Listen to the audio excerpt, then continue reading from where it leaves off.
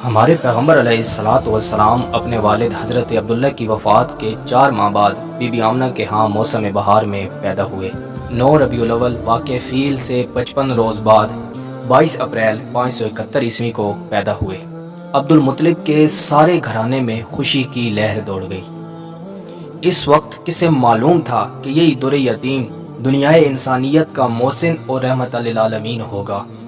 عبد المطلب ہمارے پیغمبر علیہ الصلوۃ والسلام سے بہت پیار کرتے تھے، کیونکہ آپ صلی اللہ علیہ وسلم ان کے مرحوم بیٹے کی نشانی تھے۔ جناب عبد المطلب نے ہمارے پیغمبر علیہ الصلوۃ والسلام کو سینے سے لگا کر خانہ کعبہ لے گئے اور پوتے کی عمر درازی کی دعا فرمائی اور نام محمد رکھا۔ حضرت آمنہ نے آپ صلی اللہ علیہ وسلم کا نام احمد رکھا تھا۔ پیدائش کے 7ویں دن آپ صلی اللہ علیہ وسلم کے دادا عبد المطلب نے قربانی کی اور تمام قریش کو دعوت دی۔ دعوت کھانے کے بعد اہل قریش نے پوچھا بچے کا نام کیا ہے؟ جناب عبد المطلب بولے محمد۔ قریش والوں نے تعجب سے پوچھا آپ نے یہ نام کیوں رکھا؟ جناب عبد المطلب نے جواب دیا میں چاہتا ہوں کہ میرا یہ بچہ دنیا بھر کی تعریف کے لائق بنے۔ 8ویں روز ہمارے پیغمبر علیہ الصلوۃ والسلام کی رضاعت ابو لہب کی لونڈی سویبہ کے سپرد ہوئی، مگر چند دن بعد عرب کے دستور کے مطابق آپ صلی اللہ علیہ وسلم کی تربیت اور پرورش حضرت حلیمہ سعدیہ جو قبیلہ بنو سعد سے تعلق رکھتی تھی ان کے سپرد ہوئی، کیونکہ عرب میں رواج تھا کہ چھوٹے بچوں کو شہر سے باہر دیہات میں بھیج دیتے تھے تاکہ وہ فصاحت کے اوصاف سیکھ سکیں۔ حضرت حلیمہ سعدیہ ہر 6 مہینے لا کر نبی صلی اللہ علیہ وسلم کو ان کی والدہ اور دیگر رشتہ داروں سے ملا جایا کرتی تھی۔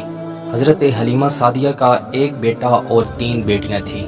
حضرت حلیمہ سعدیہ کی ایک بیٹی شیمہ جو نبی صلی اللہ علیہ وسلم کا بے حد خیال کرتی تھی۔ ہمارے پیغمبر علیہ الصلوۃ والسلام کی زمانہ رضاعت میں حضرت حلیمہ سعدیہ کے گھر برکت پیدا ہو گئی، ان کی معاشی حیثیت میں اضافہ ہوا۔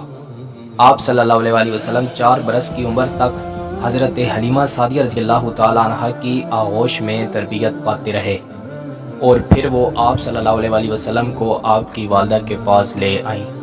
حضرت حلیمہ کے ساتھ آپ صلی اللہ علیہ وسلم کو بڑی محبت تھی۔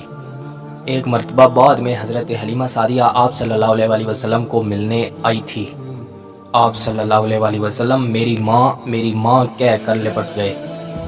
آپ صلی اللہ علیہ وسلم کی عمر 6 برس کی تھی جب حضرت آمنہ آپ صلی اللہ علیہ وسلم کو ساتھ لے کر مدینہ گئی تاکہ اپنے شوہر کی قبر کی زیارت کر سکیں۔ تقریباً 1 ماہ کے قیام کے بعد واپس آ رہی تھیں کہ دوران سفر بیمار ہو گئیں اور وہیں وفات پا گئی۔ اس سفر میں آپ صلی اللہ علیہ وسلم کی خادمہ ام ایمن بھی آپ صلی اللہ علیہ وسلم کے ساتھ تھی۔ وہ آپ صلی اللہ علیہ وسلم کو مکہ لے آئیں۔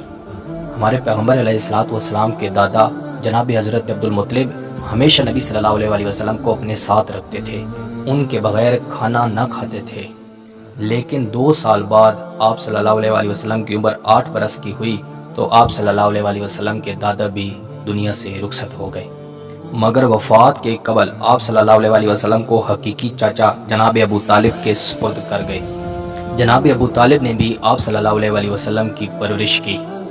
وہ آپ صلی اللہ علیہ وسلم کو اپنے بیٹوں سے بھی زیادہ عزیز رکھتے تھے۔ وہ ہمارے پیغمبر علیہ الصلوۃ والسلام سے بڑا پیار و شفقت فرماتے تھے۔ آپ صلی اللہ علیہ وسلم بھی اپنے چاچا کی خدمت اور اطاعت میں کوئی کوتاہی نہیں فرماتے تھے۔